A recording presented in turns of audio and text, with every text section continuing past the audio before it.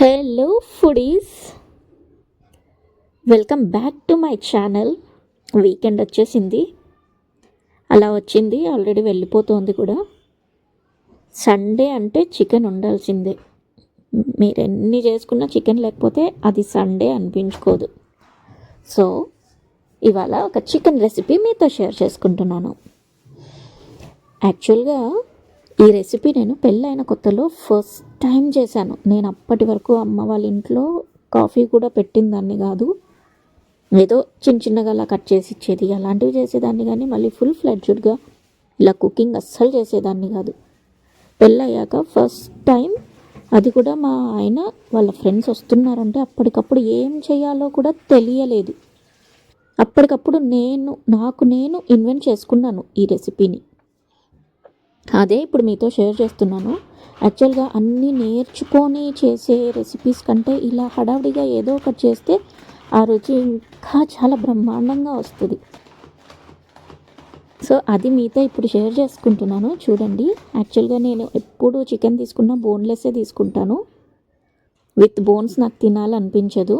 ఇంకా నా వల్ల మా ఇంట్లో అందరికీ అదే అలవాటు అయిపోయింది. పాపం అడ్జస్ట్ అవ్వక తప్పదు వాళ్ళు. సో దానికి ఏం లేదండి, మసాలాలు ఇవన్నీ ఏం అవసరం లేదు. జస్ట్ చికెన్ని అలా క్లీన్గా వాష్ చేసి పక్కన పెట్టుకోండి. అండ్ ఉల్లిపాయలు ఎక్కువ తీసుకోండి. పెద్ద సైజు అయితే 2, చిన్న సైజు అయితే 3 తీసుకొని పచ్చిమిర్చి, ఉల్లిపాయ పచ్చిమిర్చి పేస్ట్ చేసి పక్కన ఉంచుకోండి. అలాగే ఒక టమాటో కూడా కట్ చేసి పక్కన ఉంచండి.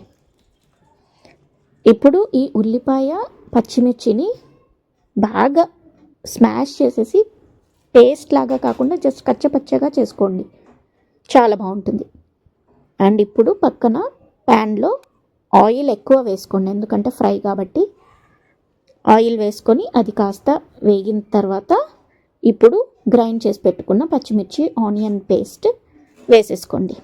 అది కాస్త రంగు మారాక ఇప్పుడు చికెన్ వేసుకోండి. ఆ చికెన్ని ఆ మసాలాలోకి జస్ట్ అలా కలిపేసేయండి. ఇప్పుడు మనం ఎంతున్నా కలర్ఫుల్గా లేకపోతే తినడానికి ఇష్టపడం కదా, అలా అలవాటు పడిపోయాం. సో ఇప్పుడు కొంచెం కారం, పసుపు వేసుకొని అలా కలపండి.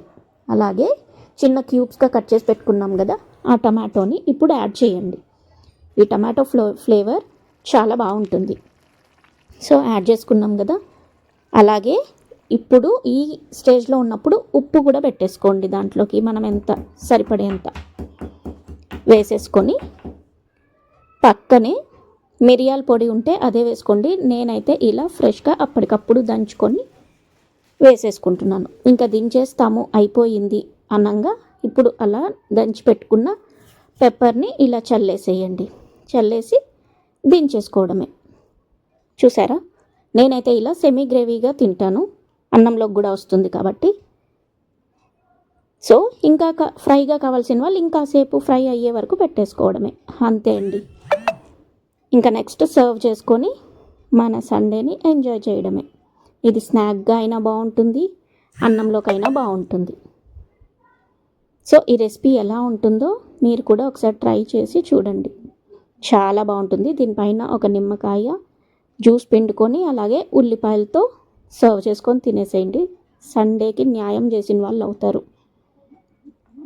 సో ఇదండి మన ఇవాల్టి రెసిపీ. మీ అందరికీ నచ్చింది కదా. మరి ఇంకొక వ్లాగ్లో మరొక రెసిపీతో మరి కలుద్దాం. Keep supporting me and please subscribe my channel. By, take care.